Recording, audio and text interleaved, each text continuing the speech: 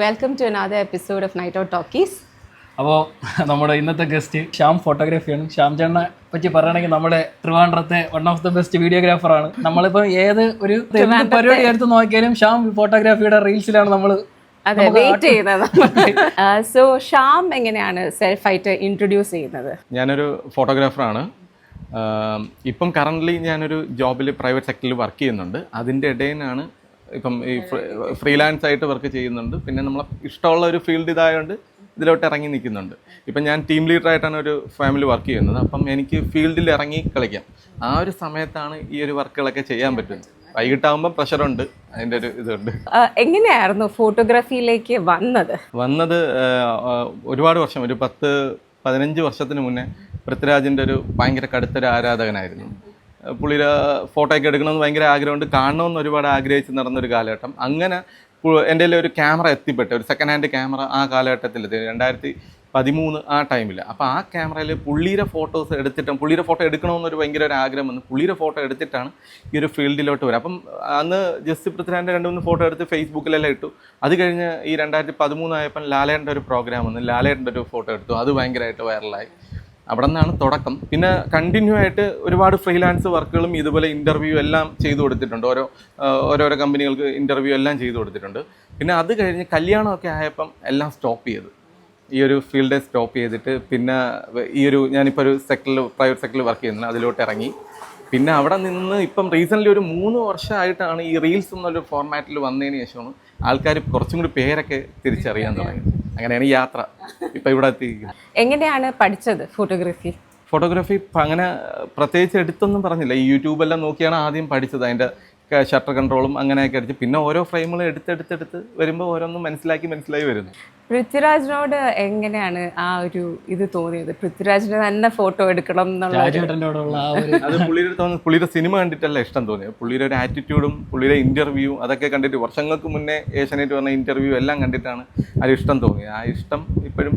അത് എങ്ങനെ കണക്ട് ചെയ്ത് ഇപ്പോൾ ആ ഒരു എടുക്കാൻ അത് ഡയറക്റ്റ് പോയാൽ ആരെങ്കിലും കെയർ ഇല്ല, ആദ്യം ഇത് കഴിഞ്ഞ ഫാൻസിലുണ്ടായിരുന്നു ഞാൻ. ഈ പൃഥ്വിരാജ് ഫാൻസിൽ ആ കാലം 2008,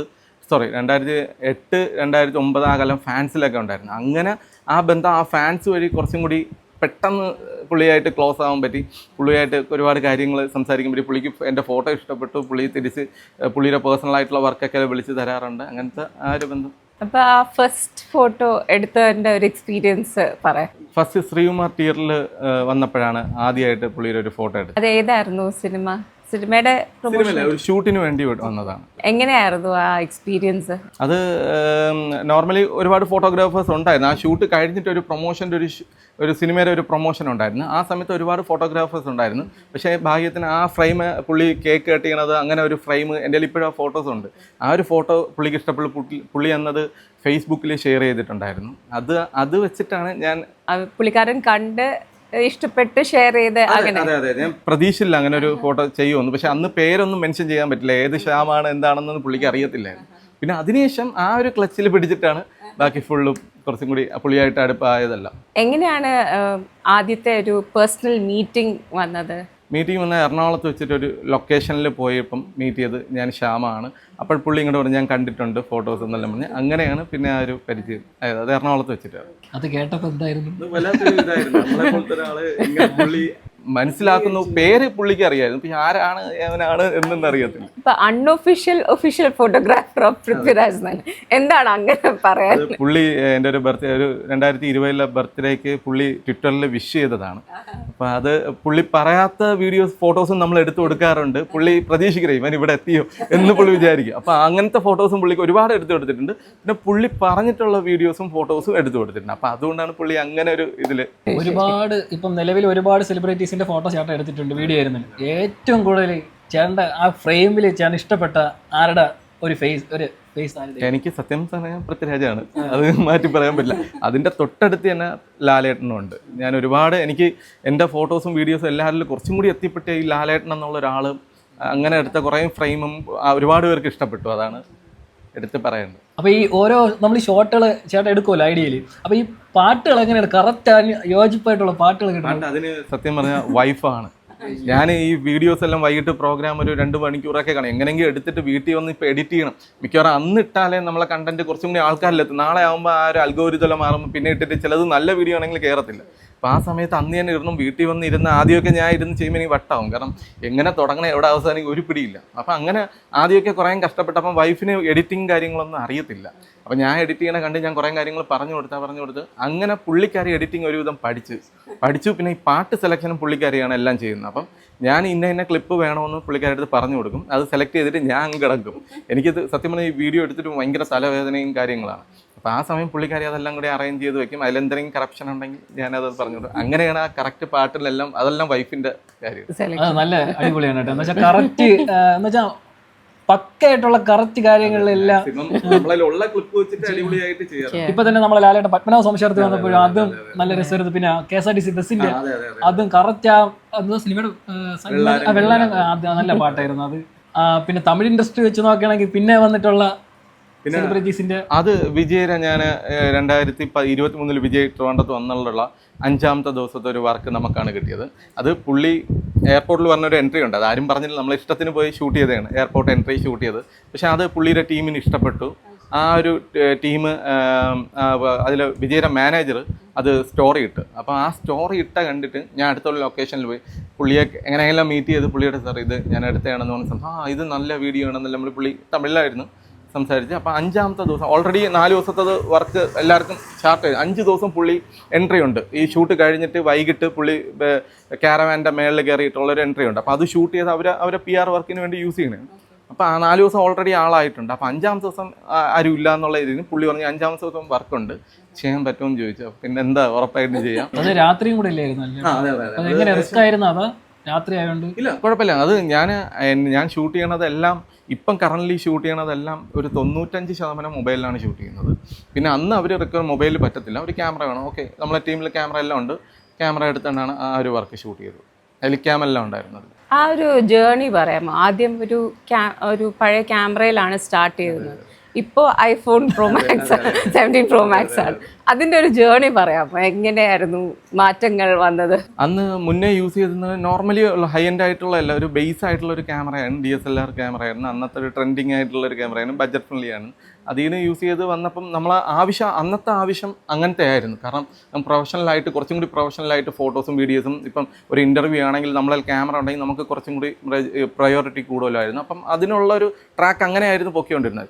ഈ കല്യാണം കഴിഞ്ഞ് ഈ കോവിഡ് എല്ലാം കഴിഞ്ഞ് ആ ട്രാക്കും ടോട്ടലി ചേഞ്ചായി. പിന്നെ അതിനുശേഷം ഞാൻ വെറുതെ നമ്മളെ മൊബൈലിൽ റീലുകളും കാര്യങ്ങളും ഇട്ടുകൊണ്ടിരുന്ന അങ്ങനെയാണ് ഈ ട്രിവാൻഡ്രത്തുള്ള കുറച്ച് മെയിനായിട്ടുള്ള ഇതൊക്കെ ഞാൻ ഷൂട്ട് ചെയ്തിട്ട് ആരും എടുക്കാൻ പറ്റാത്ത കുറേ ഫ്രെയിമുകളൊക്കെ ഷൂട്ട് ചെയ്ത് അപ്പോഴാണ് ആൾക്കാർ കുറച്ചും കൂടി ആൾക്കാരുടെ ഇടയിൽ എത്തിപ്പെട്ടത്. ഇപ്പം ക്യാമറ യൂസ് ചെയ്യോ അതോ ഫോണിൽ? ഇപ്പം നമുക്ക് വർക്ക് വരുന്നതിനനുസരിച്ച് അവർ പറയുകയാണെങ്കിൽ ക്യാമറ നിർബന്ധമാണെങ്കിൽ യൂസ് ചെയ്യുന്നുണ്ട്. പിന്നെ ഇപ്പം ഞാൻ എൻ്റെ ഐഡിയിൽ ഇടുന്നതും ഏകദേശം 99% ഏറ്റവും കൂടുതൽ കംഫോർട്ട് ഫോണാണ്. വേറെ ഒന്നും നോക്കണ്ട, നമുക്ക് വർക്കിൻ്റെ ഇടയിൽ എങ്ങോട്ടെങ്കിലും പോകുമ്പം തന്നെ നമുക്ക് ഒരു ഫ്രെയിം കണ്ട അപ്പം തന്നെ വണ്ടി നിർത്തി നമുക്ക് മൊബൈലിൽ എടുത്തിടും. ക്യാമറ ആകുമ്പോൾ ആ ഒരു ബുദ്ധിമുട്ട്. പിന്നെ വേറൊരു കാര്യം, ഒരു ഈവൻറ്റ് കവർ ചെയ്താലും പെട്ടെന്ന് തന്നെ നമുക്ക് അപ്ലോഡ് ചെയ്യാമെന്നുള്ളൊരു ഇതും കൂടി ഉണ്ട്. അപ്പോൾ അതും മൊബൈൽ കുറച്ചും കൂടി ഹെൽപ്പാണ്. ക്യാമറ ആകുമ്പോൾ നമ്മൾ വീട്ടിൽ കൊണ്ടുപോയി ലാപ്പിൽ കോപ്പി ചെയ്യണം, അങ്ങനെ കുറേ പ്രൊസീജിയർ എല്ലാം ഉള്ളതുകൊണ്ട്. സ്വന്തം ക്യാമറയാണോ? ഇപ്പം ക്യാമറ ഇല്ല, ഇപ്പം റെന്റിന് അടുത്താണ് ചെയ്യുന്നത്. അതെ. ഹെലിക്യാം എല്ലാം റെന്റാണ്. അത് നമ്മൾ ആവശ്യത്തിനനുസരിച്ച്. കാരണം ട്രിവാൻഡ്രത്ത് ഹെലിക്യാം വാങ്ങിച്ചിട്ട് വെറുതെയാണ്, ഒരു ഉപയോഗമില്ല. നമ്മൾ എവിടെ ഫ്ലൈ ചെയ്താലും ഒപ്പം തന്നെ കേസാവുകയും, അതുകൊണ്ട് വെറുതെ മേടിച്ചിട്ട് കാര്യമില്ല. അപ്പം ഇപ്പൊ ഒരു ക്യാമറ വേണമെന്നുള്ള ഒരു ഉറപ്പായിട്ടുണ്ട്. അത് ഒരു 6-7 മാസത്തിൻ്റെ അകത്ത് ക്യാമറ എടുക്കാനുള്ള ഇതിലാണ്. അപ്പം ബഡ്ജറ്റും അതെല്ലാം ഓക്കെ, ഒരു 6-7 മാസം എടുക്കാം. അപ്പം അത് കഴിഞ്ഞിട്ട് ഈ ജോലി മാറിയിട്ട് ടോട്ടലി ഇതിലോട്ട് തന്നെ ഇറങ്ങാം. അതെ, ക്യാമറ എടുത്തു കഴിഞ്ഞാൽ പിന്നെ നമുക്ക് ഈ ജോലിയായിട്ട് രണ്ടും കൂടി കൊണ്ടുപോകാൻ ഭയങ്കര ബുദ്ധിമുട്ടാണ്. കാരണം ഒരുപാട് വർക്ക് വരുന്നുണ്ട്. നമുക്കിപ്പോൾ ഇറങ്ങി കളിക്കുമ്പോൾ ഈ ജോലിയും വീട് ഫാമിലി എല്ലാം കൂടി ഒരുമിച്ച് കൊണ്ടുപോകാൻ എന്നുള്ളൊരു വലിയൊരു ടാസ്ക്കാണ്. ഈ ഐഫോണിൽ തന്നെയാണോ ആദ്യമായിട്ട് ഫോണിൽ ഷൂട്ട് ചെയ്യാൻ തുടങ്ങിയത്? ഐഫോൺ അല്ല, ആദ്യം S23 ആയിരുന്നു. S23 അൾട്ര ആയിരുന്നു. അതിലാണ് ഷൂട്ട് ചെയ്ത് തുടങ്ങിയത്. അത് കഴിഞ്ഞിട്ട് പിന്നെ ഐഫോണിലായപ്പം കുറച്ചും കൂടി മാറ്റങ്ങൾ വരും. ആദ്യം ഇങ്ങനെ പാഷനായിട്ട് ഇറങ്ങിയ സമയത്ത് ഈ പൃഥ്വിരാജിന്റെ ഫോട്ടോസ് എടുക്കാത്തപ്പം വർക്ക് എടുക്കാറുണ്ടായിരുന്നോ? ഇല്ല, വർക്ക് എടുക്കാറില്ല. ഇല്ല, അങ്ങനെയൊന്നുമില്ല. നമ്മൾ വെറുതെ ഒരു കളിക്ക് തമാശയ്ക്ക് ഒരു ക്യാമറ വാങ്ങിക്കാം, അനിയൻ്റെ ഫോട്ടോ എടുക്കാം, ഫാമിലിയുടെ ഫോട്ടോ എടുക്കാം, അങ്ങനെ ഒരു യൂസിനാണ് ക്യാമറ എടുത്തത്. അല്ലാതെ വർക്കായിട്ടൊന്നുമില്ല. പിന്നെ അങ്ങനെ ഒരു പ്രോഗ്രാം വന്നപ്പോൾ എടുക്കാമെന്ന് പറഞ്ഞ് വെറുതെ അങ്ങ് എടുത്തപ്പോഴാണ് അത് അതിന് ഇങ്ങനെയും കൊണ്ടല്ലേ എന്നുള്ളൊരു ഒരു വഴി മനസ്സിലായത്. ആ ഫോട്ടോ എടുത്തു കഴിഞ്ഞിട്ട് പിന്നെ വർക്കായിട്ട് വരാറുണ്ടായിരുന്നു.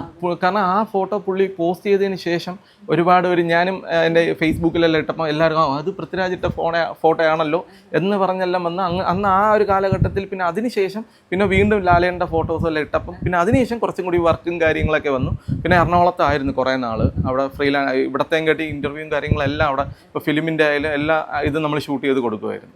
നമ്മളെന്ന് പറയുമ്പം ഒരു ടീം ഉണ്ടായിരുന്നു. അല്ല ഇപ്പം നമ്മൾ ബിഹൈൻഡ് വുഡ്സിന് അന്നത്തെ ഒരുപാട് ഓൺലൈൻ ചാനലുകൾക്ക് എല്ലാവർക്കും നമ്മൾ ഫ്രീലാൻസ് ആയിട്ട് നമ്മൾ ചെയ്തു കൊടുക്കും. അതെ അതെ. അപ്പൊ ഇന്റർവ്യൂസും അങ്ങനെയൊക്കെ ആയിരുന്നു അതോ എന്ത് ഫീൽഡിലായിരുന്നു? ഈവന്റ് കവർ ചെയ്യും നമ്മളെ ടോട്ടലി എല്ലാ ഫീൽഡിലും ഉണ്ടായിരുന്നു. ഒരു ഈവന്റ് ആയാലും ഒരു ഓഡിയോ ലോഞ്ച് ആയാലും എല്ലാം. അപ്പൊ അന്നെല്ലാം PR വർക്ക് എല്ലാം നമുക്ക് കിട്ടുമായിരുന്നു. പിന്നെ എഡിറ്റിംഗ് ഒക്കെ ആരാണ് ചെയ്യുന്നത്? എഡിറ്റിംഗ് വൈഫാണ്. ആദ്യം അവര് നമ്മള് ക്ലയന്റിന് ഇത് വീഡിയോ എടുത്ത് കൊടുത്താൽ മതി. അപ്പൊ നമ്മൾ ആളായിട്ട് നമ്മളെ ക്യാമറ ഷൂട്ട് ചെയ്ത് കൊടുത്താൽ അവര് തന്നെ എഡിറ്റ് ചെയ്യാൻ വേറെ ടീമുണ്ട്. പിന്നെ നമ്മളെ വർക്ക് ചെയ്യുമ്പോൾ ഞാൻ തന്നെ എഡിറ്റ് ചെയ്യുന്നത്. ഫോണിലാണോ? അല്ലല്ല, അന്ന് ലാപ്പിലല്ലായിരുന്നു. ഇപ്പൊ ഫോണിലാണ്, എല്ലാം ഫോണിലാണ് എഡിറ്റിംഗ്. അതെ അതെ അതെ അതെ അതെ. ആദ്യം ലാപ്പിലൊക്കെ സോഫ്റ്റ്വെയർ യൂസ് ചെയ്ത് അതെ അതെ അഡോബ് പ്രീമിയറിലാണ് അതെല്ലാം ചെയ്യുന്നത്. അതെ അതെ. ഇപ്പൊ അങ്ങനെ റിക്വയർമെന്റ് വരാറുണ്ടോ ഇങ്ങനെ അഡോബിൽ തന്നെ ചെയ്യണം അല്ലെങ്കിൽ ഡാവിഞ്ചി തന്നെ ചെയ്യണം? ഇല്ല, അങ്ങനെ വരാറില്ല ഇപ്പം. പക്ഷെ അവർക്ക് നമ്മളൊരു ഔട്ട് കൊടുക്കുമ്പം എന്തെങ്കിലും സജഷൻ ഉണ്ടെങ്കിൽ ഇത് അതിൽ ചെയ്തു തന്നാൽ കൊള്ളാന്നുള്ള രീതിയിൽ ചെയ്തു കൊടുക്കാറുണ്ട്. ശ്യാമിന്റെ ഓരോ ഷോട്ടും ഭയങ്കര ഭംഗിയാണ്. അതാരണാണല്ലോ ഈ സെലിബ്രിറ്റീസ് തന്നെ എടുത്തെടുത്തിടുന്നത് എപ്പോഴും. എങ്ങനെയാണ് ആ ഒരു ഫ്രെയിം കിട്ടുന്നത്? അത് നമ്മളൊരു സ്ഥലത്ത് നിൽക്കുമ്പം ഒരു ലാലേനെ എടുക്കാൻ നമുക്ക് ഇപ്പം ഒരു സെലിബ്രിറ്റി പറഞ്ഞ ഒരു പ്രോഗ്രാം നമുക്ക് ഒരുപാട് ലിമിറ്റേഷൻ ഉണ്ട്.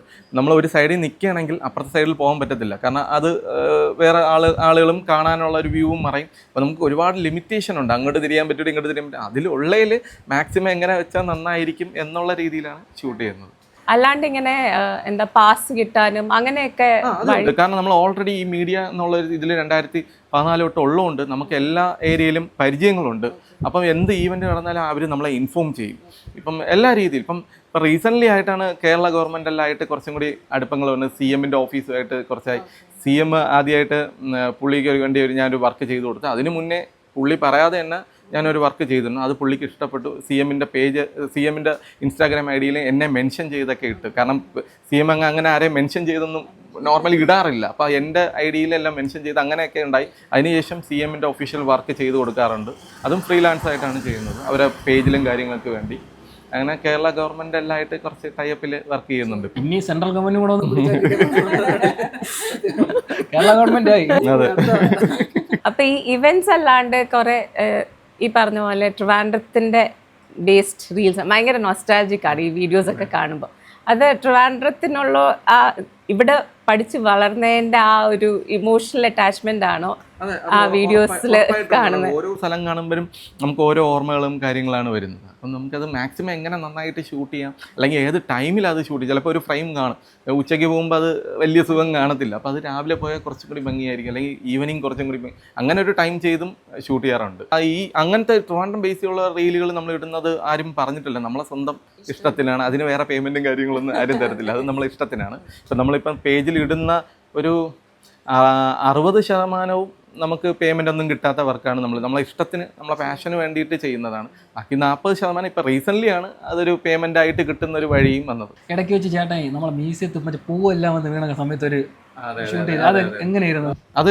ഞാൻ ഇപ്പം അതൊരു 3-4 മാസം ആവേ ഉള്ളൂ. അപ്പം അതിന് മുന്നേ 2 വർഷത്തിന് മുന്നേ അതേ ഇതുപോലെ വന്നിരുന്നു. അപ്പം ഞാനൊരു ഫോട്ടോ എനിക്ക് എടുക്കാൻ പറ്റുള്ളൂ. ആ സമയത്ത് ഫോട്ടോ എടുത്തു. പിന്നെ അത് കഴിഞ്ഞ് ഞാൻ അപ്പോഴാലും വീഡിയോ ഒന്നും എടുക്കാൻ പറ്റിയില്ല. അപ്പം ഞാൻ അടുത്ത വർഷം വരുമെന്ന് ഞാൻ വെയിറ്റ് ചെയ്ത് ഞാൻ ഇടയ്ക്ക് മിക്കപ്പോഴും മ്യൂസിയം പോകുമ്പോൾ അത് നോക്കാറുണ്ട്, വന്നിട്ടുണ്ടോ വന്നിട്ടില്ല. അങ്ങനെ 2 വർഷം കഴിഞ്ഞ് അപ്രതീക്ഷിതമായിട്ടാണ് എനിക്കൊരു കോൾ വന്നു, ശ്യാമ ഇതുപോലെ ഇങ്ങനെ വന്നിട്ട്. അവിടെ സെക്യൂരിറ്റി ഞാൻ ഓൾറെഡി പറഞ്ഞിട്ടുണ്ട്, സാർ ഇങ്ങനെ എന്തെങ്കിലും വരികയാണെങ്കിൽ എൻ്റെ അടുത്ത് പറഞ്ഞ് ഞാൻ നമ്പറെല്ലാം കാണും. അപ്പോൾ പുള്ളി എന്നെ വിളിച്ചു ആ സ്പോട്ടിൽ. കാരണം അതൊരു 4 ദിവസമൊക്കെ കാണത്തുള്ളൂ. അത് കഴിഞ്ഞാൽ അത് മൊത്തത്തിൽ ഇതായിപ്പോവും. അപ്പോൾ ആ പുള്ളി ടക്കനെ വിളിച്ചു. ആ ഫസ്റ്റ് തന്നെ പോയി ഞാൻ വീഡിയോ എടുത്തു. അത് മാക്സിമം നന്നായിട്ട് എടുക്കാൻ ശ്രമിച്ചു. പക്ഷെ അത് കൊള്ളാം, നല്ല വീഡിയോ. പിന്നെ അതുപോലെയാണ് മഴ പെയ്താലും ശ്യാം വേണ്ട ഒരു ഫ്രെയിം അവിടെ ഉറപ്പാണ്. LMS റോഡ് ആ പള്ളിയും മ്യൂസിയത്തിന്റെ സൈഡും കുറെ അത് ആ ഒരു പാളയം ആ ഒരു സൈഡ് ഭയങ്കര ഇഷ്ടമുള്ളൊരു പ്ലേസ് ആണ്. അതെ അതെ അതെ.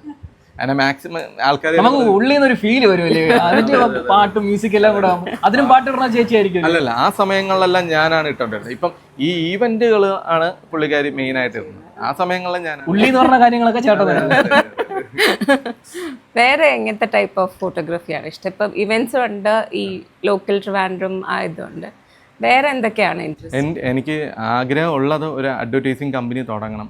എന്നുവെച്ചാൽ ബ്രാൻഡഡ് ആയിട്ടുള്ള ഇപ്പോൾ കല്യാൺ അങ്ങനത്തെ ഉള്ള ഒരു ബ്രാൻഡഡ് ആയിട്ടുള്ള ഒരു അഡ്വർടൈസിങ് കമ്പനി തുടങ്ങണമെന്നാണ് ആഗ്രഹം. ഇപ്പോഴല്ല, വർഷങ്ങളെടുത്തേക്കാം. അപ്പോൾ അതിലോട്ടുള്ള ഒരു യാത്രയാണ്. അതാണ് ഒരു ഡ്രീം പ്രോജക്റ്റ്. ഫിലിമിൽ വർക്ക് ചെയ്യണം അങ്ങനെ ഒരു ആഗ്രഹമില്ല. എനിക്കൊരു അഡ്വർടൈസിങ് കമ്പനി, ഇപ്പം ബ്രാൻഡ് ആയിട്ടുള്ള കുറച്ച് അഡ്വർടൈസ് എല്ലാം ചെയ്യണം, അങ്ങനത്തെ ഒരു ആഗ്രഹമാണ് ഉള്ളത്. അത് എന്താവുമെന്ന് അറിയത്തില്ല. എന്തുകൊണ്ടാണ് അഡ്വർടൈസിങ്, ഫിലിം അല്ല അഡ്വർടൈസിങ് ശരിക്കും ഒരു ഇതായിട്ട് പറയുന്നത്? ഫിലിം ആകുമ്പോൾ നമ്മൾ കുറേ സമയം അതിന് വേണ്ടിയിട്ട് മാസങ്ങളോളം കളയണേ, അങ്ങനെ താല്പര്യമില്ല. ഇപ്പം ഇപ്പം ഒരു അഡ്വർടൈസ് ചെയ്യണേ ഒരു 1 വീക്കെല്ലാം കൊണ്ട് അതിൻ്റെ ഫുൾ ഔട്ട് നമുക്ക് എടുക്കാൻ പറ്റും. അപ്പോൾ അത് തീരുമ്പം അടുത്തത് പോകാം, അങ്ങനെ ഒരു ഇതാണ്. അതാണ് ഡിഫറെന്റ് പ്രോജക്ട്സിൽ വർക്ക് ചെയ്യണം എന്നുള്ള ഒരു ലോങ് പീരീഡ് വർക്ക് ചെയ്യാൻ വലിയൊരു ബുദ്ധിമുട്ടാണ് എനിക്ക്. അതുകൊണ്ടാണ് അഡ്വർടൈസ് എന്നുള്ള. സപ്പോർട്ട് എങ്ങനെയായിരുന്നു വീട്ടിൽ നിന്നും? ഈ കല്യാണത്തിന് മുന്നേ ഫാമിലിയൊക്കെ ഓക്കെ ആയിരുന്നോ? അമ്മയായാലും എനിക്ക് വീട്ടിലെ അമ്മ, അച്ഛൻ, അനിയനാണ് ഉള്ളത്. അപ്പോൾ അവരെല്ലാവരും നല്ല രീതിയിൽ സപ്പോർട്ടായിരുന്നു. അതുകൊണ്ടാണ് വളരാൻ പറ്റിയത്. പിന്നെ കല്യാണം കഴിഞ്ഞപ്പം വൈഫിൻ്റെ സപ്പോർട്ടും കൂടി ഉണ്ട്. അല്ലെങ്കിൽ ഒരു കാര്യവും നടക്കത്തില്ല. കാരണം ഫാമിലി ഒരു സപ്പോർട്ട് തന്നില്ലെങ്കിൽ നമുക്ക് എല്ലാം കൂടി ഒരുമിച്ച് കൊണ്ടുപോയില്ലെങ്കിൽ ഒന്നും നടക്കത്തില്ല. അതും നടക്കത്തില്ല, ഇതും നടക്കത്തില്ല, അങ്ങനത്തെ. അപ്പം ഫാമിലി നല്ലൊരു സപ്പോർട്ട് ഉള്ളതുകൊണ്ടാണ് ഇങ്ങനെ ലൈവായിട്ട് നിൽക്കാൻ പറ്റുന്നത്. ഇപ്പം കൊളാബ്സും അങ്ങനെയൊക്കെ വരാറുണ്ട്? വരാറുണ്ട്, ചിലത് ചെയ്യാറുണ്ട്. മുന്നേ ഒരുപാട് ചെയ്തിട്ടുണ്ട്. ഇപ്പം പിന്നെ കുറച്ച് പേയ്മെൻറ്റ് വാങ്ങിക്കാന്നുള്ള രീതിയിൽ ചില പേയ്മെൻ്റ് ആയിട്ടുള്ള വർക്കുകളാണ് കൂടുതലും ചെയ്യുന്നത്. അതെ, ഇതിൽ നിന്ന് പ്രൊമോഷൻ വരുന്നുണ്ടോ കേട്ടോ? നമ്മൾ പ്രൊമോഷൻ നന്നായിട്ട്. അപ്പോൾ അത് ചേട്ടാ എങ്ങനെയായിരിക്കും ചെയ്ത് കൊടുക്കുന്നത്? അത് ഇപ്പം നമുക്ക് പല ഷോപ്പുകാർ എല്ലാവരും വരാറുണ്ട്. ഇപ്പം കൂടുതൽ ഇപ്പം റീസെൻ്റ്ലി ആയിട്ടാണ് എനിക്ക് 17 Pro Max മേടിക്കണമെന്നുള്ളൊരു ഇതും കൂടിയാണ് ഞാൻ പേയ്മെൻറ്റ് കുറച്ച് ഇപ്പം ഈ റീസെൻ്റ്ലി കുറച്ച് പേയ്മെൻറ്റ് വർക്കുകൾ ചെയ്തത്. അതിന് മുന്നേ പേയ്മെൻറ്റ് വർക്കെല്ലാം വളരെ കുറവാണ്. നമ്മൾ ഇഷ്ടത്തിനനുസരിച്ച് പോവുകയാണ്. കാരണം ഇങ്ങനെ ഒരു ജോലി ഉള്ളതുകൊണ്ട് പൈസ കൂടുതൽ ആവശ്യമില്ല, ഈ ജോലിയിൽ കിട്ടുന്നുണ്ടെന്നുള്ളൊരിതിൽ. പക്ഷേ നമ്മൾ അക്യുപ്മെൻറ്റ്സ് എല്ലാം വാങ്ങിക്കണം എന്നുള്ള ആഗ്രഹം വരുമ്പോൾ നമുക്ക് പേയ്മെൻറ്റ് വർക്ക് ചെയ്യേണ്ട അവസ്ഥ വന്നു. ഗിംബൽ യൂസ് ചെയ്യില്ലല്ലോ? ഇല്ല, എല്ലാം കയ്യിലാണ്. ഇനി അങ്ങോട്ട് ഫ്യൂച്ചറിൽ ഇനി മാറ്റം ഇല്ല. ഇനി ക്യാമറയിലോട്ട് പോകാന്നുള്ള, ക്യാമറയിലോട്ട് എടുക്കാന്നുള്ള വീണ്ടും അല്ല, ഫോണും കയ്യിൽ വെച്ചിരിക്കും. ഒരു നല്ലൊരു ഫോണും കയ്യിൽ എപ്പോഴും വേണം, അല്ലെങ്കിൽ നമുക്ക് ശരിയാകത്തില്ല. അതെ. ക്യാമറ അതുപോലെ നമ്മൾ ഒരു സ്പോട്ടിൽ കാണണം, നല്ല വിഷ്വലാണെങ്കിൽ നമുക്ക് വീട്ടിൽ നിന്ന് ക്യാമറ എടുക്കാനൊന്നും പറ്റും. ഫോൺ എന്തായാലും കാണണം. അതൊരു ക്യാമറയാകുമ്പോൾ നമുക്ക് കുറച്ചും കൂടി പേയ്മെന്റ് വർക്കുകൾ ഇഷ്ടംപോലെ കിട്ടുന്നുണ്ട്. ഇപ്പം ക്യാമറ ഇല്ലാത്തതുകൊണ്ട് കുറേ പേയ്മെന്റ് വർക്കൊക്കെ പോകുന്നുണ്ട്. അതുകൊണ്ട് ഇനിയിപ്പോൾ അടുത്ത ട്രിവാൻഡ്രം വരെ വെയിറ്റ് ചെയ്യണതാണ് ക്രിസ്മസ്. വീഡിയോ ശ്യാം ഫോട്ടോഗ്രാഫിയുടെ ക്രിസ്മസ് ഇനി എപ്പോഴാണ്? പിന്നെ ക്രിസ്മസ് ആയാലും മുന്നേ ഒക്കെ നമ്മളെ ഇഷ്ടത്തിനാണ് എടുത്തുകൊണ്ടിരുന്നത്. ഇപ്പം ക്രിസ്മസ് പ്രോഗ്രാം നടക്കുന്ന ടീമിനെ നമ്മളെ കോൺടാക്ട് ചെയ്ത് ശ്യാം ഇന്ന വീഡിയോ ചെയ്യണം എന്ന് പറഞ്ഞ് വരാണ്. മറ്റേത് അവരൊന്നും പറയാതെ തന്നെ നമ്മളങ്ങ് ചെയ്തു കൊടുക്കുകയും. ഇപ്പം അങ്ങനെയല്ല. ഇപ്പം നമ്മളൊന്ന് വെയിറ്റ് ചെയ്താൽ അവർ തന്നെ ഇങ്ങോട്ട് പറയും ശ്യാം ഒരു വീഡിയോ ചെയ്യണം എന്നുള്ള രീതിയിൽ പറയുമ്പോൾ അതൊരു സന്തോഷമാണ്. അപ്പോൾ ഷ്യാമിൻ്റെ ഐഡിയ ഓഫ് ക്രിസ്മസിന് എടുത്തോ, ഷ്യാമിൻ്റെ ഐഡിയയും അവരുടെ ഐഡിയയും തമ്മിൽ ഒത്തിരി വ്യത്യാസം വരാറുണ്ടോ? അതോ ശ്യാം വിചാരിക്കുന്ന പോലെ തന്നെയാണോ അവരും പറയുന്നത് ഇങ്ങനത്തെ വീഡിയോ ആണ്? ഇല്ല, അവർ പറയുന്നത് ശ്യാം എന്താണ് നോർമലി ചെയ്യുന്നത് അങ്ങനത്തെ ഒരു കണ്ടന്റ് നമുക്ക് മതി, അതാണ് നമുക്ക് വേണ്ടത് എന്നുള്ളതാണ് മിക്കവരും 90% ആൾക്കാരും പറയുന്നത്. പിന്നെ ചിലത് അവരെ ഇഷ്ടത്തിന് അത് ഷൂട്ട് ചെയ്ത് കൊടുക്കുക, അത് അവരെ പ്രൊഫൈലിൽ ഇടാനും അവർക്കിടാം. അത് നമ്മളതിൽ ഷെയർ ചെയ്യത്തില്ല, പേയ്മെന്റ് ആയിട്ട് അതങ്ങ് പോകും. ഓൺ വോയിസ് കണ്ടന്റ് ചെയ്യാറുണ്ടോ? ഇല്ല, വളരെ കുറച്ച് 1-2 എല്ലാം ചെയ്തിട്ടുണ്ട്, അത്രയാണ്. അല്ലാതെ അങ്ങനെ ചോദിക്കാറില്ലേ ബ്രാൻഡ്സ് ഓൺ വോയിസിൽ ചെയ്യാൻ? ചോദിക്കാനാണ്, പക്ഷെ ചെയ്ത് കൊളാക്കുന്നതും കേട്ട് നമ്മൾ ഈ ഒരു ഫോർമാറ്റിൽ പോകുന്നതാണ്. അതെ. എന്തൊക്കെയാണ് ചാലഞ്ചസ് ഫേസ് ചെയ്തിട്ടുള്ള ഈ സോഷ്യൽ മീഡിയയിൽ കണ്ടന്റ് ഇടുമ്പോൾ? എന്തെങ്കിലും പ്രശ്നങ്ങളോ ഈ എടുക്കുന്നതിന് ബുദ്ധിമുട്ടുകളോ അങ്ങനെ എന്തെങ്കിലും എപ്പോഴെങ്കിലും വന്നിട്ടുണ്ട്? ഇല്ല, എനിക്ക് അങ്ങനത്തെ ഒരു സാഹചര്യം വന്നില്ല. നമ്മൾ പോകുന്നൊരു ട്രാക്ക് വേറെ ആയതുകൊണ്ട് അങ്ങനത്തെ ഒരു ഇഷ്യൂസ് ഇതുവരെ ഉണ്ടായിട്ടില്ല. ഈ എടുക്കാൻ ഷൂട്ട് ചെയ്യാൻ സമ്മതിക്കാത്ത സ്ഥലങ്ങളോ അങ്ങനെ എന്തെങ്കിലും? അങ്ങനെ ഉണ്ടായിട്ടുണ്ട്. കാരണം വിഴിഞ്ഞത്ത് ഒരു 2023 തന്നെ വിഴിഞ്ഞത്ത് ആ ഒരു പോർട്ട് പറഞ്ഞതിന് മുന്നേ അങ്ങനെ നമ്മൾ ട്രിവാൻഡ്രത്തെ എല്ലാ വീഡിയോസും എടുത്തുകൊണ്ടിരിക്കുന്ന ഒരു ടൈമായിരുന്നു. ആ സമയത്ത് വിഴിഞ്ഞത്തിൻ്റെ അടുത്തപ്പോൾ ഒരു ഇഷ്യൂ ആയി. കാരണം അത് വെളിയിൽ വിടാൻ പാടില്ല, അങ്ങനെ എടുക്കാം, അത് പുറത്തു നിന്നാണ് എടുത്തത്, എടുക്കാൻ പാടില്ല എന്നെല്ലാം പറഞ്ഞാൽ അവർ ആ ഫുട്ടേജ് എല്ലാം ഡിലീറ്റ് ചെയ്ത് കളഞ്ഞു. അങ്ങനെ ഫോണിൽ തന്നെ അവർ ഡിലീറ്റ് ചെയ്തത്. നമ്മൾ അവരെ അകത്ത് കയറിയിട്ടൊന്നും അല്ല എടുത്തത്, പോർട്ടിൻ്റെ കപ്പൽ വന്നിരിക്കുന്ന ഒരു സംഭവം പുറത്തുനിന്ന് അങ്ങനെ എടുക്കാൻ പാടില്ല, സെക്യൂരിറ്റി ഇഷ്യൂ എന്നെല്ലാം പറഞ്ഞിട്ട് അവർ ഡിലീറ്റ് ചെയ്തു. പക്ഷേ ആ ഫോട്ടോ ഇനാഗ്രേഷന് ചേട്ടൻ തന്നെ. അതെ, അല്ല അതാ ഞാൻ പറയാൻ വേണ്ടി വന്നത്. കാരണം അത് കഴിഞ്ഞ് വർഷങ്ങൾ കഴിഞ്ഞ് അവർ ഒഫീഷ്യലായിട്ട് എന്നെ ഇൻവൈറ്റ് ചെയ്ത് നരേന്ദ്രമോദി വരുന്ന പ്രോഗ്രാം എല്ലാവർക്കും അലൗഡ് ഇല്ല, വളരെ കുറച്ച് പേർക്ക് അവിടുന്ന് ടാഗും ഒഫീഷ്യൽ പാസും കാര്യങ്ങളും കിട്ടി അവരെ വീഡിയോ കണ്ടന്റ് ചെയ്ത് അദാനിക്കും വേണ്ടി ചെയ്തു, പോർട്ടിനും വേണ്ടി ചെയ്തിട്ട് കൊടുത്തിട്ടുണ്ടായിരുന്നു. അതെ, ഒഫീഷ്യലായിട്ട് അവർ എന്നെ ഇൻവൈറ്റ് ചെയ്തു. അതെ അതെ അതെ അതെ, സത്യം സത്യം സത്യം. അന്ന് എന്തായിരുന്നു ഒരു സ്റ്റേറ്റ് ഓഫ് മൈൻഡ്? അന്ന് എടുക്കാൻ പറ്റില്ല എന്ന് പറയുമ്പോൾ നമ്മൾ ആ ഒരു യാഥാർത്ഥ്യം മനസ്സിലായി. കാരണം അവർ എന്തെങ്കിലും ഇഷ്യൂ കാരണം ആയിരിക്കും പറയുന്നത്, എന്നാലും വിഷമം വന്നു. നമ്മൾ പുറത്തുനിന്നാണ് എടുത്തത്. ഇപ്പം അകത്ത് കയറി ഷൂട്ട് ചെയ്യാൻ ഓക്കെ അതൊരു ഇഷ്യൂ ആണെന്ന് പറയാം. നമ്മൾ പുറത്തുനിന്ന് ഏകദേശം ഒരു 100 മീറ്ററിന് ഇപ്പുറത്താണ് ഷൂട്ട് ചെയ്തത്. അപ്പം ആ ഒരു കണ്ടന്റ് ഡിലീറ്റ് ചെയ്യാൻ വിഷമം ഉണ്ടായിരുന്നു. കുഴപ്പമില്ല. അതിനുശേഷം പിന്നെ ആർക്കും കയറാൻ പറ്റാതെ കപ്പലിൻ്റെ അകത്ത് വരെ കയറാൻ പറ്റി. CM വന്ന പ്രോഗ്രാമിന് അകത്ത് കയറാൻ പറ്റി. നോർമൽ മീഡിയയ്ക്ക് അവിടെ അലൗഡ് ഉണ്ടായിരുന്നു. അതും കഴിഞ്ഞ് കുറച്ചും കൂടി അടുത്ത് നോർമൽ മീഡിയ ആരും ഇല്ല. വളരെ കുറച്ചായിട്ടുള്ള വിരലാണ്, 1-2 പേരുള്ള. അതിലൊരാളെ എനിക്ക് ആവാനും പറ്റി. അത് CM കപ്പലിൽ പോകുന്ന സീനും അങ്ങനത്തെ കുറേ സാധനം പോർട്ടിൻ്റെ തൊട്ടടുത്ത് വരെ എത്താൻ പറ്റി. അതൊരു വലിയൊരു അല്ല, അത് പോർട്ടിന് കിട്ടിയതാണ്. നമുക്കിപ്പം CM ഓഫീസിൽ നിന്ന് ഇപ്പം ഒരു റീസെൻ്റ്ലി ഒരു 3-4 മാസമായിട്ടാണ് അവരുമായിട്ടൊരു ഇതായത്. അതിന് മുന്നേ പോർട്ടുമായിട്ടൊരു ലിങ്കായി. അങ്ങനെ പല പല മേഖലയിലും എത്താൻ പറ്റി. ഈ ഒരൊറ്റ വീഡിയോ നമ്മൾ ചെയ്യുന്ന കാരണം എല്ലാ ഇതിലും എത്താൻ പറ്റി. അതെ, അവരെ ഒഫീഷ്യലിൽ നമ്മളെ ഇൻവൈറ്റ് ചെയ്യുന്നുണ്ട്, എന്തോ ഭാഗ്യം കൊണ്ട്. അങ്ങനെ ഏറ്റവും നല്ല ഓർമ്മകൾ എന്താണ് സോഷ്യൽ മീഡിയയിൽ പോസ്റ്റ് ഒക്കെ ഇട്ട് കഴിഞ്ഞിട്ട്? അല്ല, നമ്മൾ ഓരോ ഫോട്ടോ ഇപ്പം ഈ റീസെൻ്റ്ലി മിനിഞ്ഞാന്ന് ലാലേട്ടൻ എന്നൊരു പ്രോഗ്രാം ഉണ്ടായിരുന്നു. അതിൽ ഞാനൊരു വീഡിയോ എടുത്ത് ഭയങ്കരമായിട്ട് ഇഷ്ടപ്പെട്ടു. ലാലേട്ടൻ്റെ മാനേജറിനെല്ലാം അത് ഇപ്പോൾ റീസെൻ്റ്ലി ഇറങ്ങി, അതെല്ലാം ഇഷ്ടപ്പെട്ടു. അവരൊക്കെ എന്നെ വിളിച്ച് പറയുകയും ചെയ്തു. അപ്പം അങ്ങനെ അതിൽ വരുന്ന കമൻറ്റുകളെല്ലാം വായിക്കുമ്പോൾ ഭയങ്കര എല്ലാവരും മെയിൻ ലാലേട്ടനെയാണ് എല്ലാവരും പറയുന്നത്. അതിൻ്റെ ഇടയിൽ ആ എടുത്ത ആളും നന്നായിട്ട് എടുത്തിട്ടുണ്ടെന്ന് 2-3 വാക്കുകളെല്ലാം കേൾക്കുമ്പം അതും സന്തോഷമുള്ളൊരു കാര്യമാണ്. അല്ലാണ്ട് ഈ സുഹൃത്തുക്കൾ ഉണ്ടായിട്ടുണ്ടോ ഈ ഒരു സോഷ്യൽ മീഡിയ? മുന്നേക്കെ നമ്മൾ ഒരു പ്രോഗ്രാമിന് ഇപ്പം ആരും മനസ്സിലാകത്തില്ല. ഇപ്പോഴൊക്കെ 2-3 പേരെങ്കിലും ഇങ്ങോട്ട് വന്ന് ചോദിക്കുന്നു. അതൊക്കെ ഭയങ്കര സന്തോഷമായിട്ടുള്ള കാര്യമാണ്. പിന്നെ ഒരുപാട് ഇതിന് ശേഷം എനിക്ക് വളരെ കുറച്ച് സുഹൃത്തുക്കളാണ്, വിരലിലെണ്ണാവുന്ന ഒരു സുഹൃത്ത് വലയാണ് എനിക്കുള്ളത്. പക്ഷേ ഇപ്പം അങ്ങനെയല്ല. ഇപ്പോൾ ഒരുപാട് ആൾക്കാരുമായിട്ട് പരിചയമുണ്ട്. നമുക്ക് അറിഞ്ഞുകൂടാത്തവരെല്ലാം ഒരുപാട് സംസാരിക്കുന്നുണ്ട്. അങ്ങനെയൊക്കെ അതൊരു വലിയൊരു സന്തോഷം. ട്രിവാൻഡ്രത്തെ ആൾക്കാര് അറിഞ്ഞ് മനസ്സിലായി തുടങ്ങിയോ ശ്യാം ഫോട്ടോഗ്രാഫിയുടെ പുറകിലുള്ള ആളി ഇദ്ദേഹമാണ്? അത് കുറേ കാലം ആർക്കും അറിയത്തില്ല, ഇപ്പോഴും അറിയത്തില്ല. പേരെല്ലാവർക്കും അറിയാം. ശ്യാം ഫോട്ടോ ആരാണ്, ഏവനാണ്, ഫേസ് ആണ്, ഏവനാണ് ഇവൻ എന്നുള്ളത് ആർക്കും ഇപ്പോഴും അറിയത്തില്ല. ഇപ്പം റീസെൻ്റ്ലി ഞാൻ കുറച്ച് ഫേസ് കാണിച്ചിട്ടുള്ള വീഡിയോ ഇടുമ്പോഴാണ് ആൾക്കാർക്ക് മനസ്സിലാവുന്നത്. ഇപ്പോൾ ഇടയ്ക്ക് മോളെ സ്കൂളിൽ ഇതുപോലെ ഞാൻ ആരാണെന്ന് അറിയത്തില്ല. അപ്പം ഞാനും മോളുമായിട്ടുള്ള ഒരു വീഡിയോ ഇട്ടു. അത് ഏകദേശം ഒരു 1.5 മില്യൺ പേര് കണ്ടു. വെറുതെ അത് മറ്റേ ഫോണിലെടുത്ത് എനിക്ക് തോന്നുന്നു ഞാനും അപ്പോഴാണ് ആദ്യമായിട്ട് ശ്യാം ആരാന്ന് കാണുന്നത്. ഇങ്ങനെ ഓക്കെ, അങ്ങനെ മോളെ സ്കൂളിൽ ചെന്നപ്പം അവർ പറഞ്ഞു ഇത് ശ്യാം ഫോട്ടോഗ്രാഫി അല്ലെന്ന് ടീച്ചറും പ്രിൻസിപ്പാളും എല്ലാം ചോദിച്ചു. അപ്പം അങ്ങനെ അവിടെയും വലിയൊരു ഇതുപോലെ തോന്നി. കാരണം അത് ആ ഒരു വീഡിയോ കണ്ടുകൊണ്ടാണ് അവർക്ക് ഈ ആളാണ് ഇന്ന ആളെന്ന് മനസ്സിലായത്. അപ്പം കുറച്ചും കൂടെ ക്യാമറയുടെ മുന്നിലേക്ക് വരണം. അതെ, ഇനി ഇപ്പം കുറച്ച് ഫേസ് കാണിച്ചിട്ടുള്ള വീഡിയോസും ഇനി കുറച്ച് ചെയ്യാന്നുള്ളൊരു ആലോചന ഉണ്ട്. ഇങ്ങനെ ഇപ്പൊ ആൾക്കാർ റെസ്പോൺസ് ചെയ്യുമ്പോൾ അതെ, നമുക്കും കാണുമ്പോൾ ഒരു ഭയങ്കര ഒരു സത്യം പറയാം, എനിക്കും ചേട്ടൻ അറിഞ്ഞുകൂടെയിരുന്നു. അല്ല, അത് തെറ്റ് പറയാൻ പറ്റും. കാരണം എന്ന് വെച്ചാൽ ഞാൻ അറിഞ്ഞത് നമ്മളന്ന് ഓണത്തിന്റെ ലൈറ്റ് ഇനാഗ്രേഷൻ ഉണ്ടായിരുന്നല്ലോ. അപ്പം വേറെ ചേട്ടൻ തൊട്ടടുത്തിരിക്കണ്. അപ്പൊ അടുത്തിരുന്ന ചേട്ടൻ എന്നെ വിളിച്ച് സംസാരിച്ചു. അപ്പൊ ചേട്ടൻ തൊട്ടടുത്തിരിക്കണ്, എനിക്ക് അറിഞ്ഞൂടാ. അപ്പൊ എന്റെ കൂട്ടുകാരിയാണ് പറഞ്ഞ, എടാ നിനക്ക് അടുത്തിരുന്ന ചേട്ടൻ മനസ്സിൽ ഇല്ല, അതായിരുന്നു ശ്യാം ഫോട്ടോഗ്രാഫി. ഞാൻ പിന്നെ എണീച്ച് പോയി കാണാൻ വേണ്ടി പോയി. പിന്നെ അന്ന് അവിടെ പിന്നെ എല്ലാം ഇതായി പെട്ടെന്നായിരുന്നു. അത് കുറ്റം പറയാം. അത് കാരണം ആർക്ക് മനസ്സിലായി, നമ്മൾ ഈ ലോഗോ എല്ലാവർക്കും ഇതാണ് ആരാണെന്ന് നമ്മൾ അങ്ങനെ ഒരു കണ്ടന്റ് ചെയ്യുന്നില്ല. ഇപ്പൊ ആരും നമ്മളെ പ്രൊഫൈലിൽ കയറിയിട്ട് ആരാണ് ഇവനെന്ന് നോക്കണം വളരെ റെയർ ആയിട്ടുള്ള ഒരു നമ്മളെ പ്രൊഫൈൽ നോക്കിയിട്ടും ചിലപ്പോൾ അതെ അതെ. കാരണം നമ്മൾ എന്റെ ഫോട്ടോസ് വളരെ കുറച്ചാണ് ഇടുന്നുണ്ട്, എന്നാലും ബാക്കി നമ്മളെ കണ്ടന്റ് അല്ലേ വരുന്നത്, പേരും കണ്ടന്റും ആണ് കൂടുതലും പോണത്. അതുകൊണ്ട് ഞാനും ഇങ്ങനെ ശ്യാമിനെ പോഡ്കാസ്റ്റ് വിളിച്ചായിട്ടോ, അയ്യോ ശ്യാമിന് റോഡി വെച്ച കണ്ട എനിക്കറിയത്തില്ല, നോക്കട്ടെ എങ്ങനെയാ കാണാൻ. ഫാമിലി തന്നെ ഒരുപാട് പേര് നമ്മൾ ഇങ്ങനത്തെ വീഡിയോ ഇടുമ്പോൾ നമ്മളെ അറിയാവുന്ന ഒരുപാട് പേര് പറയുമ്പോൾ മോളെ കരാട്ടെ ക്ലാസ്സിലല്ല യഥാർത്ഥം നടന്ന സംഭവം അവരൊക്കെ തിരിച്ചറിഞ്ഞിട്ട് ഞാൻ ഈ വീഡിയോ ഇട്ടതിന് ശേഷം ശേഷം ഓഹോ നിങ്ങളായിരുന്നല്ലേ ശ്യാം ഫോട്ടോ എന്നാൽ പറയുമ്പം അത് മോളും ഇപ്പം അതൊക്കെ പറയണം ഞാൻ അങ്ങനെ കണ്ടുപിടി എന്ന് പറയും മോള് മോക്കും അത് തിരിച്ചറിയാനും അത് അവള് ആ ഒരു നമ്മളെ അറിയാമെന്ന് പറയുമ്പോൾ അവൾക്കുണ്ടാവുന്ന സന്തോഷം കാണുമ്പോൾ നമുക്ക് ഭയങ്കര ചെറിയ ചെറിയ കാര്യങ്ങളാണ് ഇതൊക്കെ.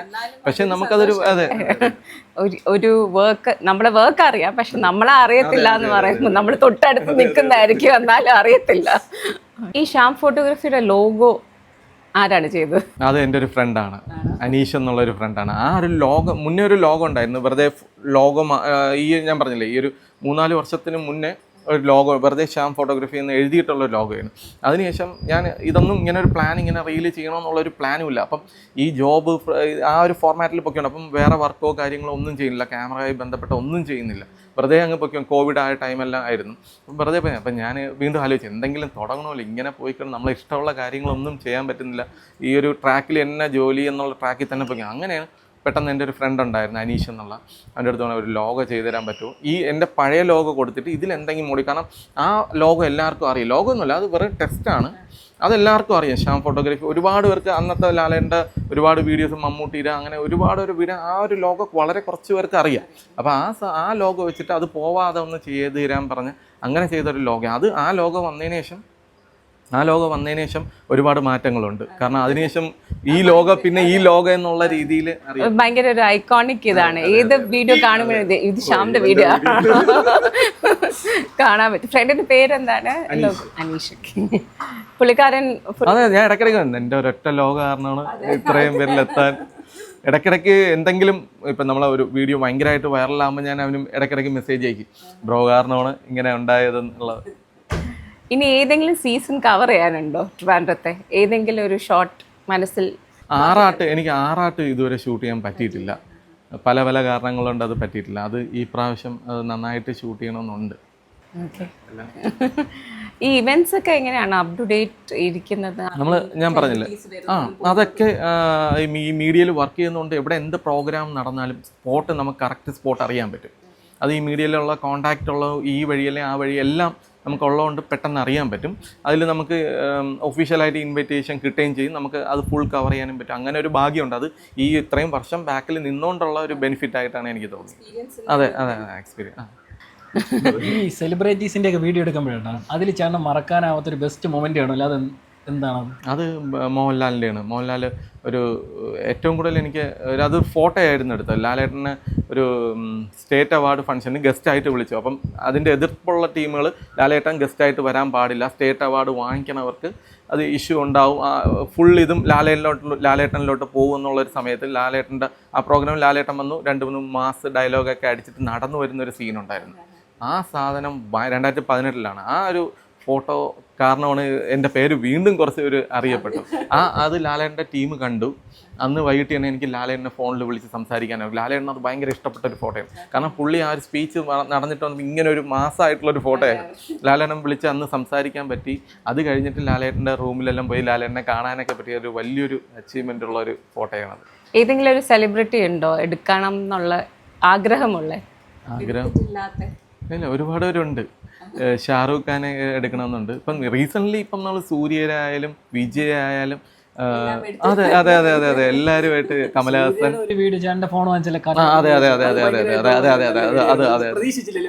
ഒട്ടും പ്രതീക്ഷിച്ചു. അത് കഴിഞ്ഞ് രണ്ടാമത് വന്നപ്പോഴും സൂര്യയായിട്ട് സംസാരിക്കാനും ആ ഒരു വീഡിയോ ഒക്കെ കാണിച്ചു കൊടുക്കാനൊക്കെ പറ്റി. ഞാനാണെന്നുള്ള രീതിയിൽ. ഇൻസ്പിറേഷൻ എന്താണ്?